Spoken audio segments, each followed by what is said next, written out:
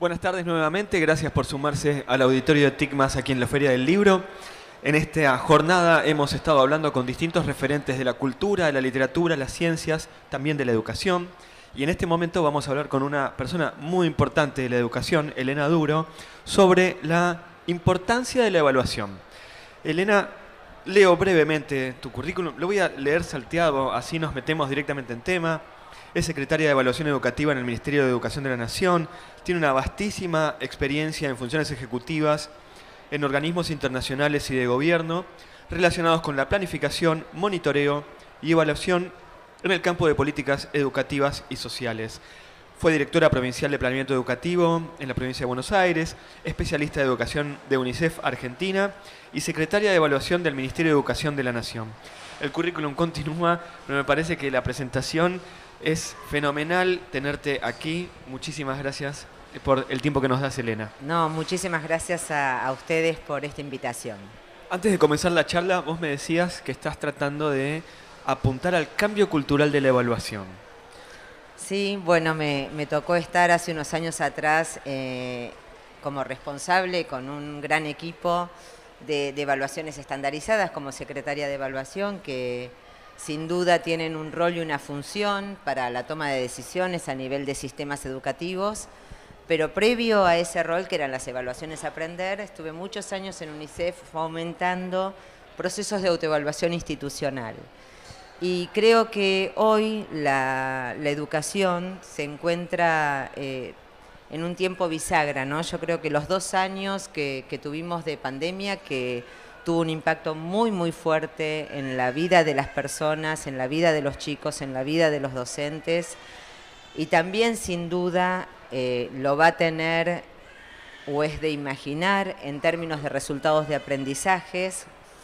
Se requiere volver a valorizar, revalorizar y repensar lo que es la evaluación de aprendizajes en el aula. Creo que un reto, ustedes saben que hace muchos años hay muchas investigaciones, Philippe Perrenou, bueno, un montón en Inglaterra, en Uruguay, en Estados Unidos, en España, que nos vienen diciendo que la evaluación hoy es considerada como un proceso indivisible del enseñar y del aprender. Fíjense que en la formación de nuestros docentes, siempre la evaluación es el último módulo de la última unidad de una formación. Estamos pensando siempre que la evaluación es un agregado a nuestra práctica pedagógica. Y un agregado que lleva mucho trabajo, que es tedioso. Esto no lo digo yo, lo dicen los propios docentes. Evaluar es tedioso. Hablamos de corregir, de hacer las pruebas. Hablo de la evaluación en el aula, es donde se tiene que producir la transformación. ¿Y cuál es el sentido? ¿Por qué decimos que, por ejemplo, como tomando las palabras de Neus Sanmartí, una extraordinaria evaluadora española, que nos dice que evaluar, aprender y enseñar es un único proceso y un mismo proceso? Porque la evaluación no es otra cosa que autorregular nuestros propios aprendizajes si tomamos formas de evaluar que no son tan tradicionales dentro de la escuela y que son formas para las cuales tenemos que formar a nuestros cuerpos docentes en la formación inicial, en la formación continua y también en la vida de la escuela. ¿De qué se trata esto? No es algo que hace ya más de 20 años el movimiento de la escuela activa, de la evaluación activa, ya desde la década les diría desde el 2000 para adelante, en muchos países se avanzó en esto. ¿Qué significa? Que hay que tratar de hablar de 2 tipos de evaluación, formativa y formadora. Yo me voy a centrar un poco en la evaluación formadora. ¿Qué significa? La evaluación formadora es la evaluación que pone al error como centro del aprendizaje. Así como todos decimos, el alumno es centro del aprendizaje, pensamos en el alumno como el eje central de toda nuestra práctica pedagógica, pero al momento de evaluar, seguimos con dinámicas tradicionales. Al momento de evaluar, se siente un peso en la actividad del docente, que tiene una gran carga de estrés, por lo que implica las formas en las que viene evaluando, Y ni les digo en la carga de estrés para los estudiantes, que siempre tienen una visión negativa de lo que es una evaluación, justamente porque se toma como algo en donde me van a clasificar, en donde me van a poner en comparación con otros, en donde me van a marcar el error de una manera donde el error no está concebido como una instancia de aprendizaje, como la instancia principal de aprendizaje. Lo que nos dice Neus San Martín es que a mí me parece súper interesante. Antes de hablar de lo que dice ella, voy a decir cómo se define la evaluación. ¿Qué es evaluar? Evaluar es un proceso que implica siempre, sea cual sea el paradigma educativo en el que uno esté, es un proceso que implica sistematización de información, análisis de esa información y una toma de decisión o valoración, primero una valoración y una toma de decisión en función de esa información que analizamos. ¿Qué es lo que nos dice Neus San Martí Puig? Nos dice, en realidad es lo que hacemos cotidianamente todo el día. Nosotros estamos todo el día generando ideas, corroborando nuestras ideas, analizando las causas o las razones que las están fundamentando. Si analizamos esas razones por las cuales sostenemos esas ideas, podemos llegar a corregir los cursos de acción de nuestras propias ideas y en función de esa dinámica es que tomamos nuestras propias decisiones. Eso es aprender. Evaluar es aprender. El punto está... Lo estás diciendo una evaluación ubicua en cualquier momento, no solamente en el aula. Es que todo el día vos estás evaluando, Patricio. Todos estamos evaluando todo el día cuando hacemos reflexiones y tomamos decisiones. A no ser que tomemos decisiones mecanicistas, sin consultas, automáticas. Y lamentablemente, no es que los docentes, o mayoritariamente, sin duda hay muchísimos docentes que evalúan en sus aulas acudiendo a un montón de estrategias y dispositivos y teniendo en cuenta las diferencias individuales, pero hay un reto fundamental, es que es la insuficiente formación en estas prácticas de evaluación, ¿no? Todos decimos, hablamos por una educación equitativa, todos sabemos que tenemos que disminuir las brechas de desigualdad, todos sabemos que tenemos que lograr que todos los alumnos aprendan. Para eso, la evaluación tiene un rol clave, que es cuáles son los mejores dispositivos y las mejores estrategias por las que voy a acompañar al alumno a que pueda autorregular sus aprendizajes. Y esto es que descubra dónde están sus errores en ese proceso y que aprenda de ese error. Eso no lo voy a lograr si sigo pensando que la evaluación la va a tomar únicamente el profesor, poniéndose en un rol de yo soy el que enseña, yo soy el que evalúo, vos es el que aprendés, yo te pongo la nota, te clasifico, sino que voy a tratar de lograr que los alumnos se autoevalúen mucho más adentro del aula, que voy a hacer también dinámicas donde haya coevaluación entre los alumnos, en grupo y en trabajos colaborativos, y donde voy a intervenir también con evaluaciones externas como docente, pero en mucho menor número que las otras prácticas evaluativas.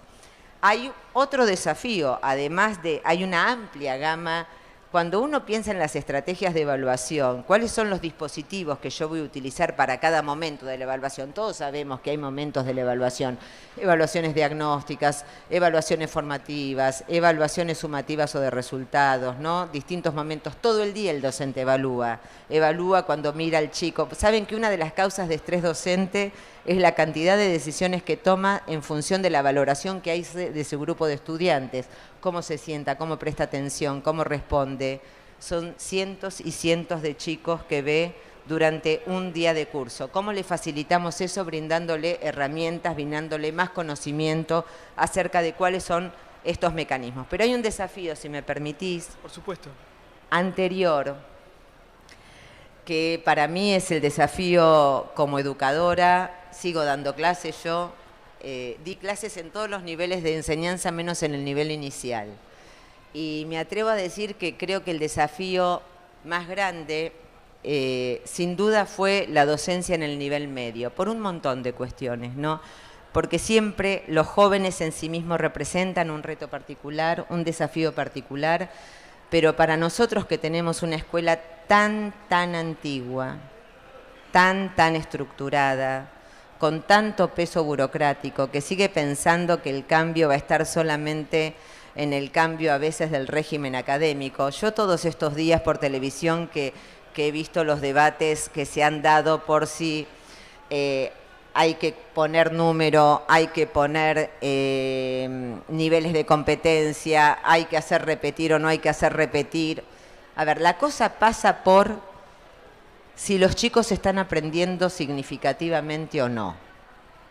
Por ahí pasa la cosa. Y nosotros tenemos una educación y formamos a los docentes en función de una educación muy enciclopedista. Yo ya sé que esto lo decimos mucho, lo decimos hace años, pero sin duda hay que pasar, y esto no significa dejar los contenidos, pero hay que pasar a un paradigma de desarrollo de capacidades y competencias, donde los contenidos, sin duda, sin contenidos no hay capacidades y competencias, pero la información, los contenidos, yo hoy los puedo acceder a través de múltiples maneras.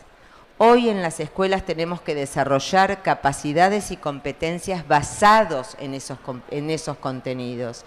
Y las evaluaciones tienen que medir capacidades, porque si no, no estamos desarrollando, digamos, aprendizajes significativos de alta complejidad. Nos quedamos solamente a nivel de reconocimiento de conceptos, reconocimiento de ideas, lectura de gráfico, pero no avanzamos. Por ejemplo, si hablamos, voy a dar ejemplos concretos, ¿no? Si estamos hablando de matemática, ¿no? ¿Qué queremos fomentar en matemática? Como la gran competencia queremos fomentar resolución de problemas. ¿Cómo generamos dispositivos de evaluación, de autoevaluación y de coevaluación que me midan competencias tales como, por ejemplo, reconocimiento de conceptos, lectura de gráficos, lectura de tablas, adquisición de lenguaje matemático, pero además resolver o traspolar ese lenguaje a situaciones de la vida cotidiana? Es una complejidad de más alta complejidad, digamos, que el reconocimiento de ideas y conceptos. Todo esto, que yo lo digo rápido, y que no sé si me están entendiendo bien, pero cualquier cosa me preguntan, implica un cambio de enfoque en el propósito de la enseñanza y en el propósito de la evaluación y en la manera en que vamos a evaluar. ¿Cómo hacemos, cómo logramos que las capacidades y los contenidos dejen de estar divorciados en la educación argentina y empiezan a dialogar? ¿Cómo empezamos? Porque hay, y acá me voy a remontar a la década del 80, y me van a decir, che, Elena, te fuiste muy lejos, pero es terrible que nuestra educación, no solamente la nuestra, pero que sigamos pensando en los 4 pilares de Jacques Delors, ¿no? Cuando hablaba de aprender a conocer, aprender a hacer, aprender a ser y aprender a vivir juntos. El ser y el vivir juntos están bastante olvidados de la educación, y el aprender a ser más o menos. Estamos en un estadio ahí más o menos. Entonces, y ni que hablar de un capítulo que también falta, que es todo el componente, y que la evaluación tiene mucho que ver en lo que genera, y que los regímenes académicos tienen mucho que ver en lo que genera, que son en las competencias emocionales y el peso que tiene la autoconfianza, la apertura, el vínculo con el conocimiento, el trabajo colaborativo, la empatía, la incidencia que tienen los aprendizajes. Elena, perdón que te interrumpa, pero de repente estás cambiando ya no la evaluación, sino la forma de la educación. Es que la evaluación, para mí y para muchos autores, evaluar, aprender y enseñar es un único proceso. Entonces, ustedes me pueden preguntar, ¿esto es posible? Claro que es posible.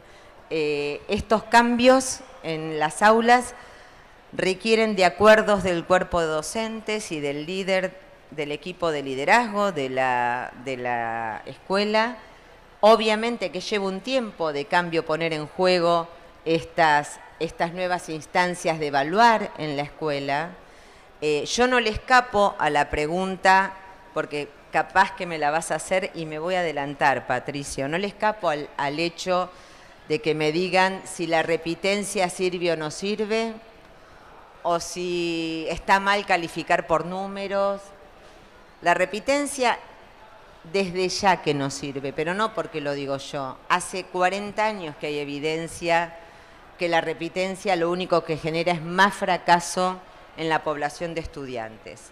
Ahora, si ustedes me dicen, ¿eso quiere decir que todos pasen sin saber? No, eso quiere decir que cómo genera la educación argentina, que tiene estos altísimos índices de fracaso en aprendizajes básicos de la población escolar obligatoria, cómo generan mecanismos efectivos para que eso se convierta en otra cosa. Pero la respuesta no es la repitencia y la respuesta tampoco no pasa por si califico por número o por un satisfactorio o un no satisfactorio, sino cuál es la mejor manera de acompañar los procesos de aprendizaje de una manera, en un enfoque donde la construcción, el aprendizaje es una construcción de conocimiento individual y colectiva, que requiere un acompañamiento y una guía del docente.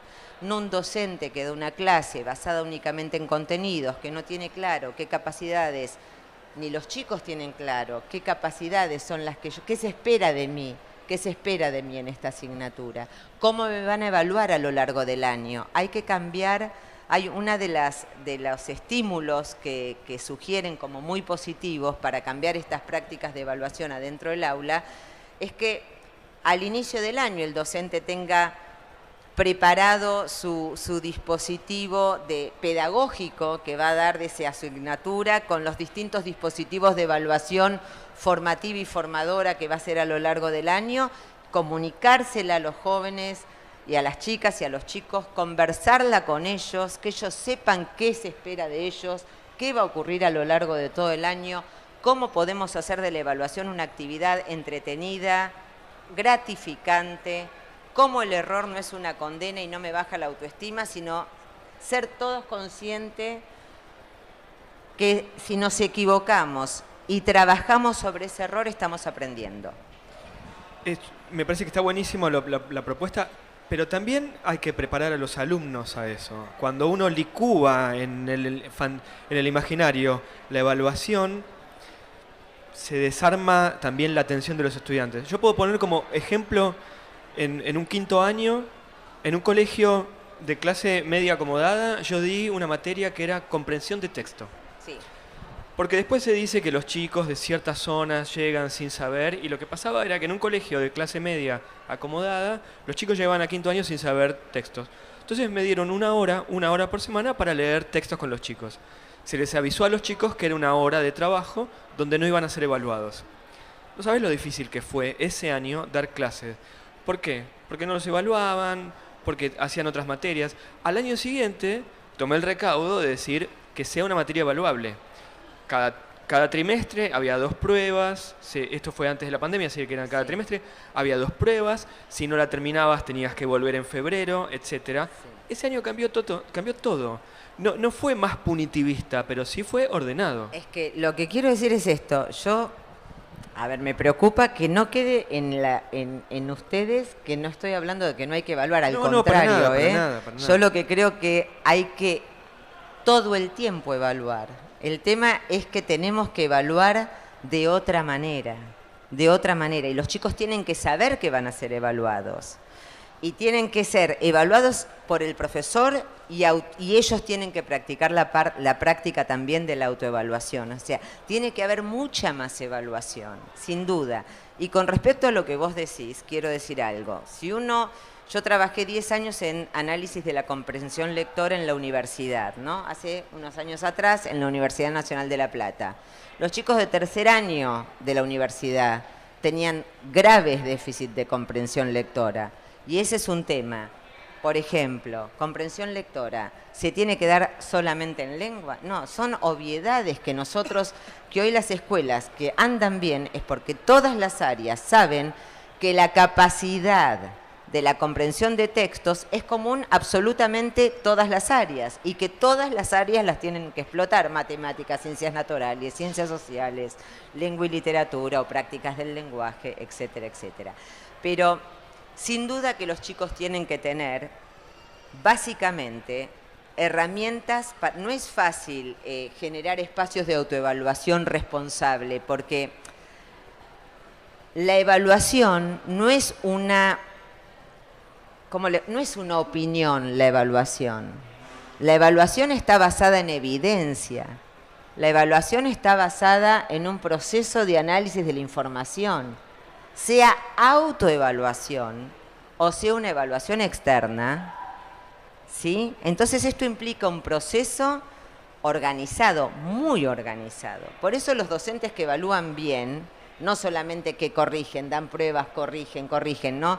Se habla de que hay que desterrar la palabra corregir por autocorregir. Hay que empezar a que los chicos aprendan también a corregir sus procesos, porque el docente no va a poder evaluar todos los días de su vida, pero tiene que acompañar esos procesos para generar autorregulación de aprendizajes, que es lo único, no te digo que es la única, pero es una herramienta, es una condición necesaria, aunque no suficiente, para aprender a aprender a lo largo de toda la vida.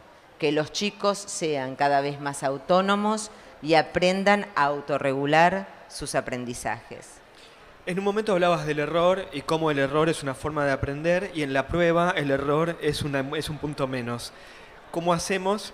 En un punto hay que certificar un aprendizaje y el error lo que está diciendo es no se alcanzó ese aprendizaje o ese saber. ¿Cómo se hace entonces para convivir con el error y el saber?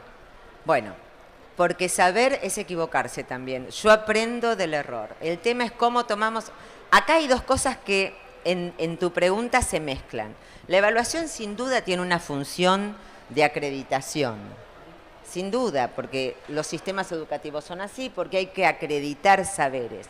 Lo que no nos puede pasar es que a lo largo de todo el año la evaluación sea utilizada como una forma de acreditar y de clasificar.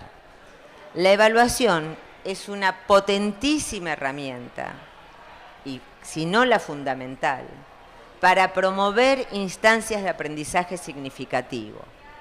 ¿Se entiende?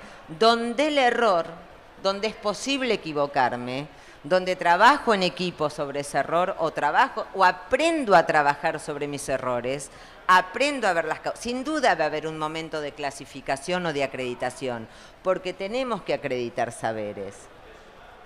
En todos los niveles educativos hay que acreditar saberes. Y uno siempre es así y no estoy en contra del mérito. Lo que no podemos hacer es que la única función, que es la función social de la evaluación, la de acreditación, que sea la única función que predomine en la escuela, porque entonces sí tiene solamente un carácter punitivo y no está considerada como una herramienta potente de lograr aprendizajes significativos. O de control, no quiero decir punitivo, pero puede ser de control y de clasificación, ¿sí? Hoy la evaluación es concebida, o el error, hace muchos años que el error, y esto no depende del tipo de la prueba que uno dé, sino de las instancias, de las distintas actividades de evaluación a través de distintos dispositivos, donde los chicos, sobre todo los chicos que tienen una carga de bajo nivel de confianza por sus errores o sus fracasos sucesivos. Ustedes saben que en general, cuando uno entra a un aula, yo entro a un aula o vos entrás a un aula y sabés dónde están los chicos que tienen más dificultades, porque están en el fondo más callados sin participar y se pasan todo el ciclo lectivo muchas veces de esa manera.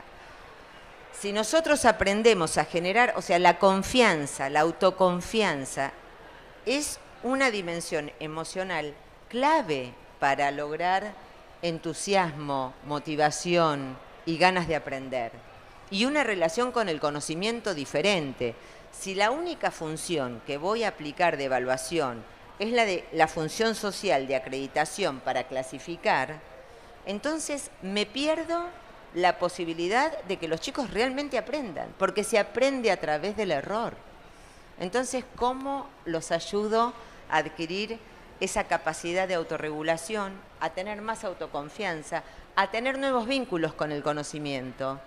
Y esto no lo digo solamente por lo que dicen las teorías de evaluación, también lo vemos con respecto a lo que nos decían las pruebas estandarizadas. Por ejemplo, la evaluación aprender, ¿no? Cuando les preguntábamos a los chicos cómo se sentían con las materias, o a los docentes qué les pasaba con sus asignaturas, y los chicos decían, en un 60%, fracaso en matemática, no me gusta matemática. ¿Ustedes piensan que vamos a poder lograr que a algún chico le guste la matemática si seguimos considerando la práctica de la enseñanza de la matemática de la misma manera, o si no reconocemos que el error es una forma de aprender, además de que si no cambiamos el currículum y lo achicamos un poco, ¿no? Elena, es fascinante la propuesta, es bastante revolucionaria también, hay que decirla. Para los que nos formamos en otro paradigma, va a haber todo un desafío. Te hago la última. El desafío es ese. ¿Cómo cambiamos el chip? Primero, para ir cerrando, quiero decir algo. Hay que evaluar y hay que evaluar mucho, con diferentes estrategias, con diferentes finalidades. Sin duda hay una evaluación, hay una función social de la evaluación, que es la acreditación de saberes de un grupo de estudiantes en un nivel, en una instancia del año. Nadie reniega de eso. Y hay que evaluar y hay que evaluar bien esas instancias que podríamos llamar evaluación de resultado. El tema es cómo utilizo la evaluación como un proceso intrínseco a la enseñanza y al aprendizaje. Y eso lo logro haciendo autoevaluación, coevaluación, evaluación externa como docente, a través de múltiples dispositivos y teniendo en consideración cuáles son aquellas capacidades que quiero promover en cada uno de los dispositivos de evaluación que estoy trabajando. Los chicos tienen derecho a saber cuál es el propósito de esta asignatura, de qué manera me van a evaluar, cómo va a considerar el error este profesor.